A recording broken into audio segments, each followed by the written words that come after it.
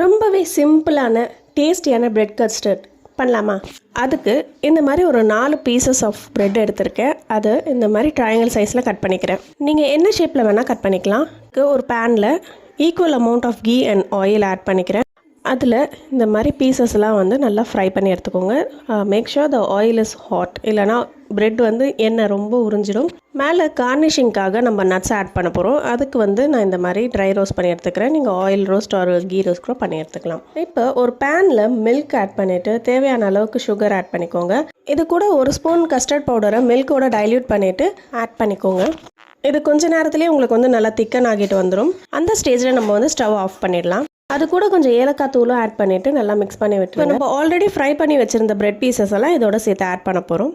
இது ரொம்ப நேரம் சோக் ஆகணும்னு அவசியம் இல்லை, லைட்டாக டிப் ஆனாலே போதும். இந்த ஸ்டேஜில் நீங்கள் சாப்பிடும்போது நல்ல ஒரு க்ரன்ச்சினஸும் சேர்ந்த மாதிரி நல்லாயிருக்கும். அண்ட் நீங்கள் சோக் பண்ணி சாப்பிட்றீங்கனாலுமே ஒன்றும் ப்ராப்ளம் இல்லை, ரொம்ப நல்லாயிருக்கும். இப்போ சப்போஸ் நீங்கள் சோக் பண்ணி சாப்பிட்றீங்க அப்படின்னா கொஞ்சம் நேரம் ஃப்ரிட்ஜில் வச்சுட்டு சில்லுன்னு சாப்பிட்டு பாருங்கள், செம்ம டேஸ்ட்டாக இருக்கும். ட்ரை பண்ணி பார்த்துட்டு எப்படி இருந்ததுன்னு சொல்லுங்கள். தேங்க்யூ.